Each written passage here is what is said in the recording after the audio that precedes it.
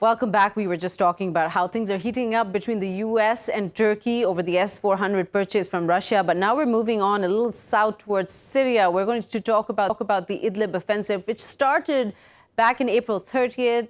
And this was after the ceasefire agreement between Russia and Turkey failed, essentially broke down, that heavy airstrikes and ground offensives were started by the Syrian regime and their ally with the Russian forces. Now, this is being debated that not much has been gained by the Syrian regime by these airstrikes, except for the fact that hundreds have been killed, or if not thousands, depending on which side you look at to see the numbers.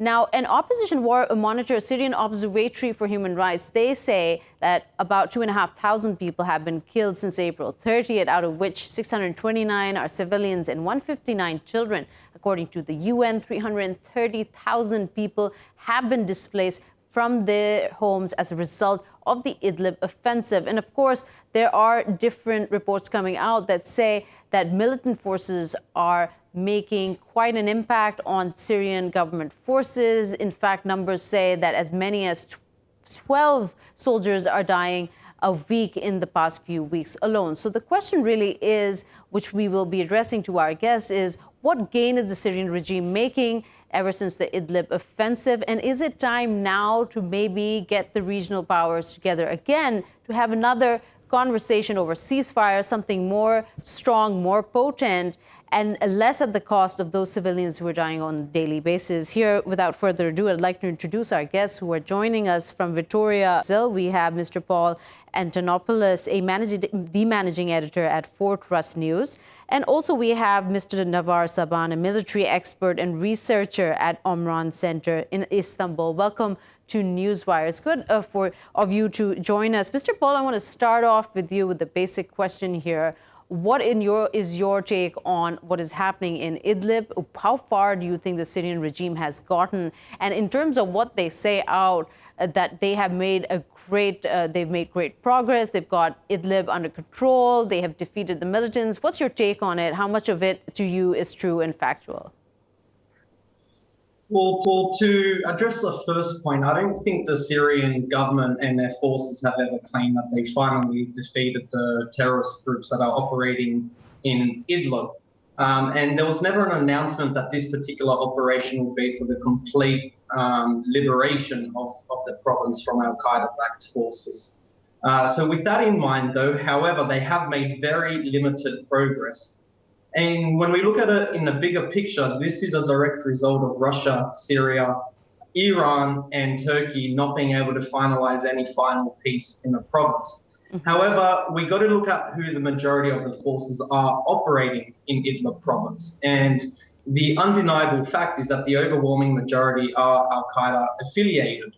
And with this kind of ideology, we can't expect them to want to come to a final peace solution. So this makes it all the more difficult. Unfortunately, there has also been no successful deal to evacuate the civilians from the battlefronts or close to the battlefronts. And this just makes the situation so much more complex when we're trying to look for a final peace solution. So the initial stated goal was to move the battlefronts, and they've only found limited success in this. And there's a variety of reasons for this. One is that the only major force of the Syrian army is a 4th Mechanized Division. My apologies. The only major force right now are the Tiger forces that are leading the operation in Idlib, and they haven't been backed up yet by the elite 4th Mechanized units or the Republican Guard. So it's still very, very limited in its scope. However, the anti-government forces have successfully managed to keep the pro-government forces from advancing any further.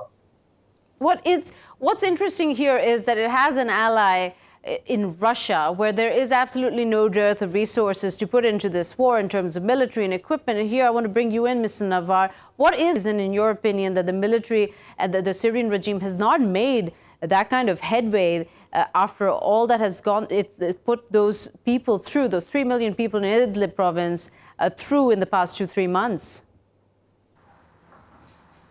So basically what's happening right now in Idlib The Russian and the regime thought it's going to be an easy operation for them. After the failed of the last Asatana, there was no conclusion between the countries, Turkey and Russia. The Russians started this operation, but they have a lack of manpower on the ground. So they failed, just like your guest said, they failed achieving an actual victory, or at least a significant one. You are talking about an operation since 30th of April, and until now they only gain around 80 km square, which is nothing compared to the amount of raid that's happening from the Russian side and also from the regime side. Okay.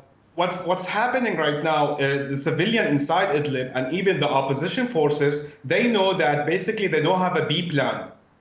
That's why we see some kind of unity between the opposition and Hayat Tahrir al-Sham, for example. They share the same operation room in some front, and even civilian, they are in a way motivating these factions, because basically there is no B plan for them. When this operation, similar operation, happened in Dar'a or Eastern Ghouta, people were able to go to evacuate their home to the north, and now basically they don't have a B plan. That's why you can see this kind of defenses, you can see this kind of atmosphere between the civilian. And honestly, the regime and the Russian made it very clear that they don't care about the fate of the civilian. They only their PR stunt is going to tackling only that they need to eliminate any extremist group inside Idlib.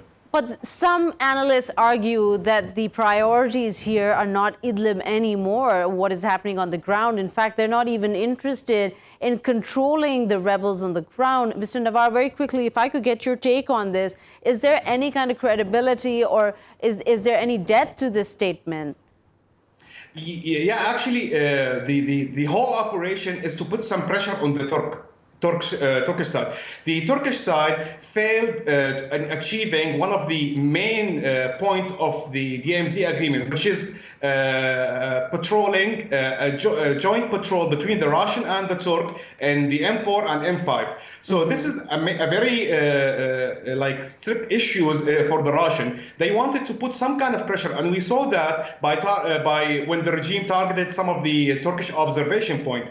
So basically, the Turk strike back by allowing a lot of their affiliated factions such as National Army, Al-Jabha al-Wataniya, to participate in the battle. So basically, it's a message between the Russian and the Turk. There is no, just like the analysis said, there is no actual target for controlling Idlib, at least for now, from the Russian. Okay, so there's no B plan, you're saying, and there's not enough boots on the ground. There's a lack of resources, something that both of you agree on. But Mr. Paul, just on the ceasefire agreement from December 2018 between Russia and Turkey, the violations were from both sides, weren't they? I mean, Russia is equally responsible for this offensive having to go forward. Well, to say that Russia's responsible for it, I would argue is incorrect, because Russia's made every possible effort to make a final peace in Idlib. However, like I mentioned earlier, the undeniable fact is that the overwhelming majority of forces operating in Idlib against the government are Al-Qaeda affiliated. So I highly doubt that Al-Qaeda affiliates are wanting peace. So I don't think these guys just want to pack their bags, cross back over the border into Turkey, return to Istanbul airport and go back to their homes. They're here to fight to the death. So this makes every possible peace settlement virtually impossible. So to blame Russia for ceasefire violations when Al-Qaeda forces are shelling their positions or Syrian government positions has to be completely rejected. And just to emphasize on one point alone, another point, it's unfair to call it a regime when we consider that in 2014 they had open elections with opposition parties participating, and there was a Syrian participation of nearly 75%, which is more than any other election, the previous US election in the last 50 to 60 years. And on top of that, they were observed by international lawmakers and observers from countries like Brazil or Nicaragua or India or Uganda as well, who all pronounce it as fair and open. So on the point of regime, it's a little bit unfair to classify it as that. But moving forward with that as well, it's like I said earlier, it's a peace settlement is unfortunately almost impossible, and I think this will only be resolved with military means. Right. And Mr. Navar, I don't want really into the 2014 elections because the debate really here is about how far the regime has gotten with this offensive at the cost of those who have lost their lives, the civilians here. And then it really puts into question, Mr. Navar, is what is the way forward? Now, Turkey plans to host a summit. It plans to have Russia and Iran on board to come together for another attempt on a ceasefire in Syria. What are your hopes for that? And what is already getting in the way in making that possible? First of all, just to talk about the Al-Qaeda, pro-Qaeda faction inside Idlib, the number that your guest said is not like fully accurate. If we are talking about the group that are being as an obstacle for any upcoming ceasefire, you should talk about also the Iranian-backed militia from the regime side. You should talk about the Iraqi militia in southern Aleppo, in Aleppo city, in northern Hama. All these factions are an obstacle for any possible ceasefire. But basically, from the opposition side, they are these factions are with like 3 to 4 million civilians, and as I said, they don't have a B plan. They simply cannot go to Afrin area or Euphrates Shield, because basically you are talking about 2,000 km square area, which is already full. So a ceasefire is something useful for even, let's say, even pro-Qaeda faction, because basically they are being eliminated, or their families, and despite being from different countries, they are being targeted by daily Russian raids. So wait, I'm trying to understand. You're saying the ceasefire will actually be counterproductive? Yeah, the ceasefire will be something.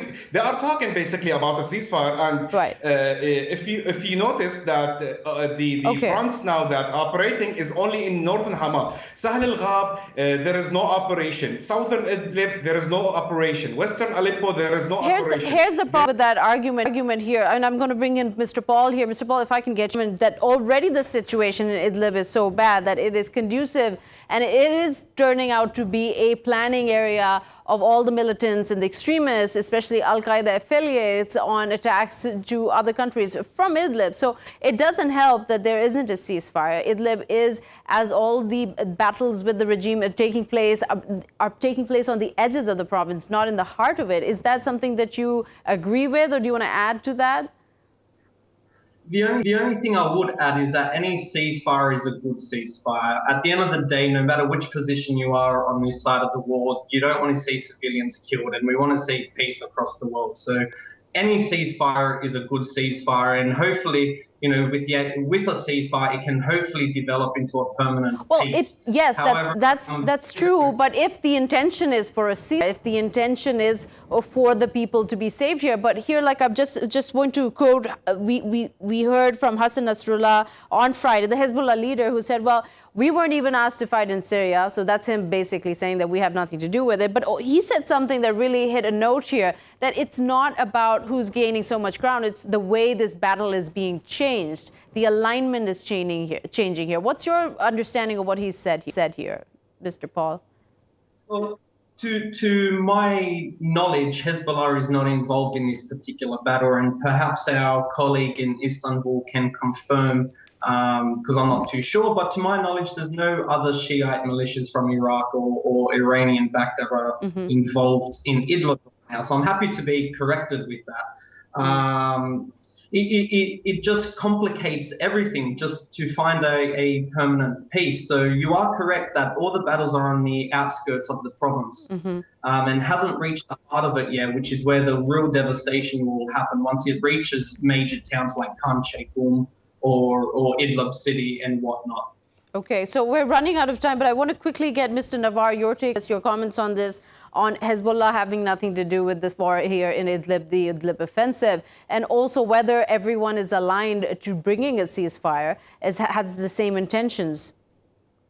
Yeah. If you want to compare Hezbollah participation in this battle with all battles such as Aleppo City, Eastern Ghouta, there is a huge difference. Hezbollah is available, have a presence in this battle, but it's not a significant one.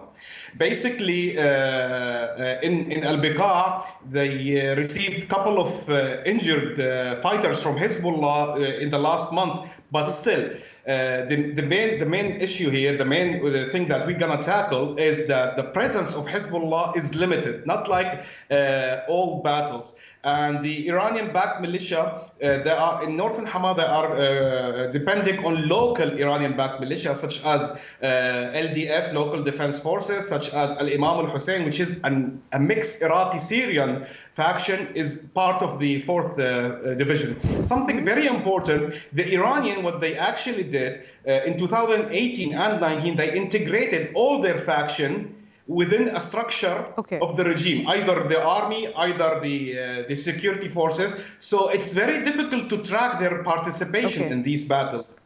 Okay, I'm sorry, we'll have it at that. We've run out of time here, but thank you so much, Mr. Paul and Mr. Navar, for giving us your take on what is happening here in Syria. With that, we'll take a quick short break. We'll be right back.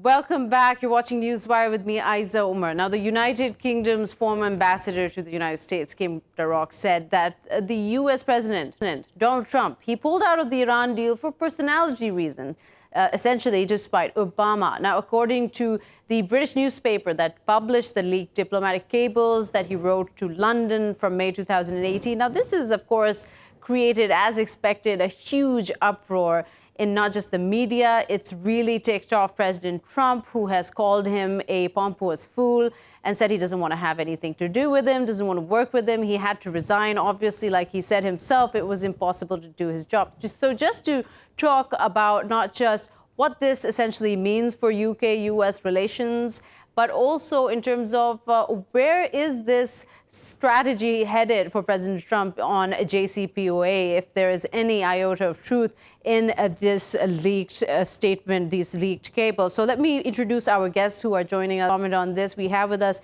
Mr. Paul Krishnamurthy, an analyst who's joining us from Manchester. And also we have with us Joaquin Flores, director of the Center for Syncretic Studies and the editor-in-chief of Fortress News from Belgrade. Welcome to both of you to Newswire. I want to start with you, Mr. Paul, of what this development essentially it means to you in terms of could this be, is there some kind of truth you see in it that this could be despite Obama? Oh, it's absolutely part of it. I'm surprised to some extent that people are surprised. For example, if you were to look across, first of all, Trump was always consistently against the Iran deal, as were all Republican candidates, and so were his donors. But if you look at what they're doing across various policy and the way the administration operates, Michael Lewis's book, The Fifth Risk, lays it out very well. They're not interested in policy experts, and they're not particularly interested in policy detail. Most of the actors in the Trump administration are in there to be partisans, to weaponize things against the Democrats. So the departments were often staffed with people who literally came in looking for something bad about Obama to expose. Now, with Iran, Trump has been, and the Republicans pretty consistently are overwhelmingly pro-Saudi Arabia and Israel in any position they take. So they were against the Iran deal, so would Republicans be. Okay, so Mr. Joaquin, have your take on this. I mean, obviously, it's bad news for the ambassador who had to resign. But again, like our guest said, Mr. Paul, it should be no surprise. President Trump had, even before, like when he was campaigning, always criticizing of what Obama did, especially in terms of the JCPOA.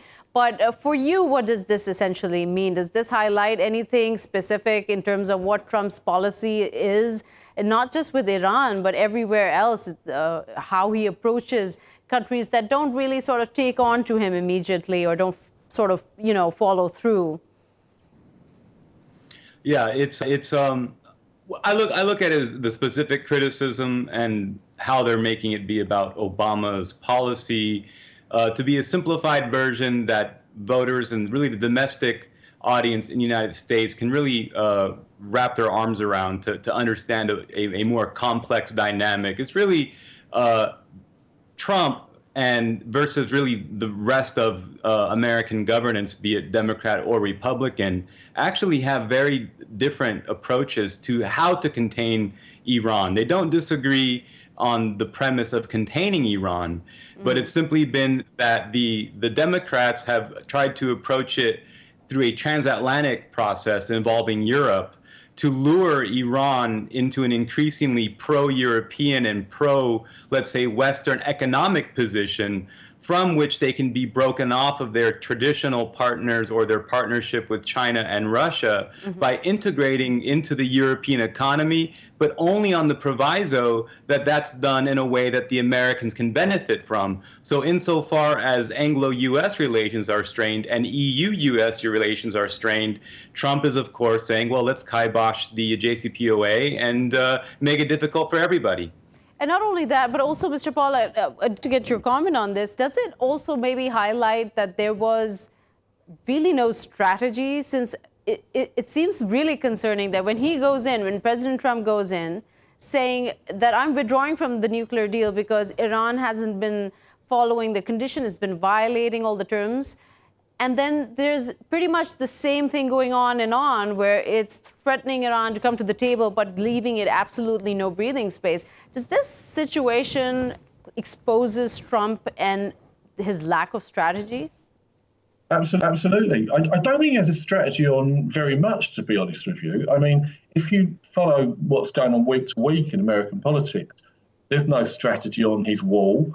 There's no strategy on the citizenship thing that he just lost. There was no strategy with the state of emergency at the border. Everything is partisan, short-term politics, and it's like an information war, right? Now, with regards to whatever the motivations are with the Iran deal, as I say, one, it was to please donors and to please allies. And also, Joachim was right that the Democrats and the Republicans have a different strategy. But I can't help but think that this is as much about protecting other countries' interests. If you take Americans' foreign policy towards the EU, it's they've fallen in line with Vladimir Putin. Now, as we just heard, if the Iran deal fails, that's bad news for European Union and the Western border. So perhaps that's why he's doing it.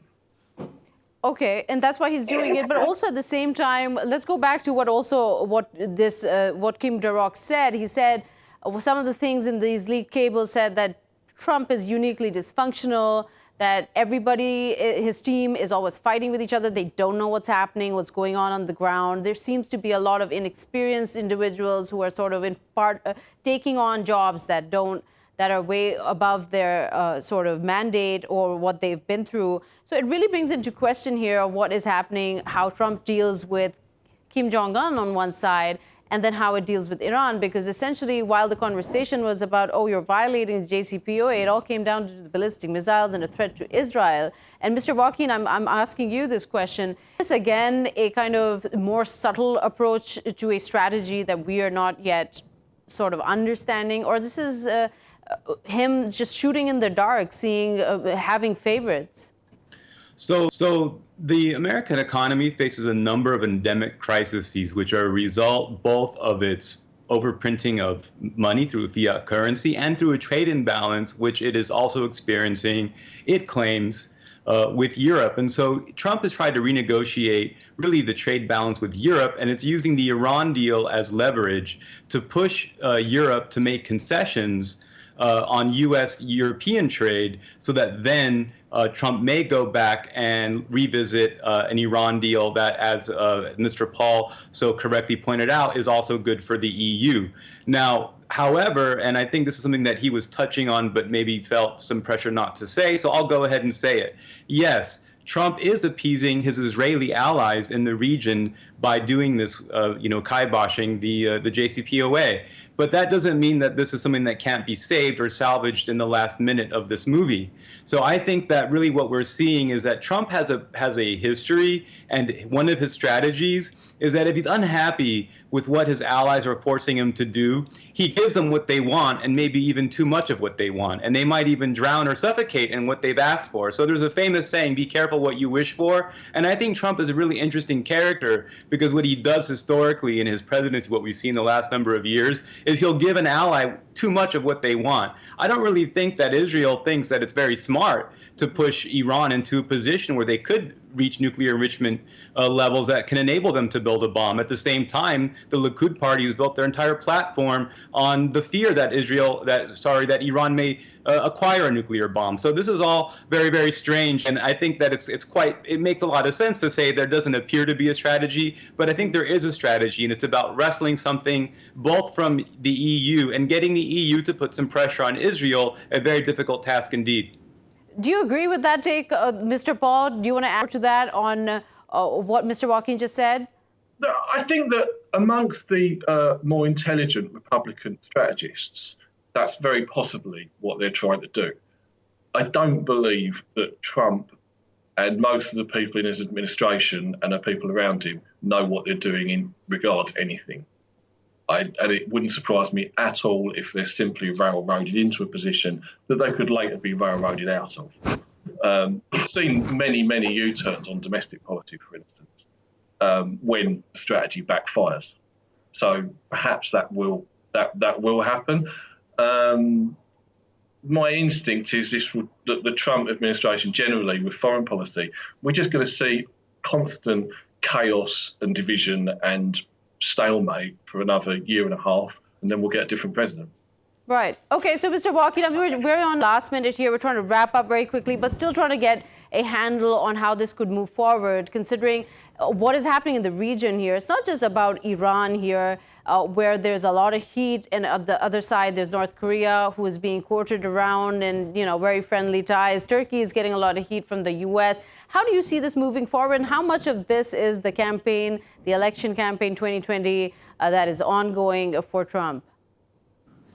So moving forward, all we have to do is look at how, for over a decade, a number of Italian and Swiss and German energy consortiums have been lobbying the EU, lobbying Brussels to allow Iran to have an energy pipeline in transit called the Persian Pipeline to export Iranian energy to Europe. So this is something that has been on the table for over a decade at least, in which everyone's lined up behind, except the United States is not going to allow it to happen, and they're going to use Israel as an excuse to keep it from happening. But there is a way forward. It simply means that Europe is going to have to pony up or make some kind of deal with the United States under this present administration, or wait it out and maybe a different president will get elected in 2020, and that relates to the next part of your question. So this is going to continue to be a campaign ploy, but as we know, AIPAC and Israeli lobbyists have a tremendous influence over the U.S. Congress, and they are now at odds with the EU and with the otherwise inclinations of both Republicans and Democrats. So this is going to create a big, big mess, because AIPAC has this considerable weight. They don't want the nuclear deal in its present form. Right. Trump doesn't want the nuclear deal in its present form. So this is the exciting part of 2020. It's definitely going to be politicized. Okay, thank you so much. Unfortunately, we have to leave it at run out of time. Thank you so much, Mr. Paul Krishnamurthy, joining us from Manchester, and Mr. Joaquin Flores from Belgrade. And that's all the time we have for Newswire today. We will see you tomorrow with a new set of ongoing issues in the world, bringing you the latest. Till then, goodbye.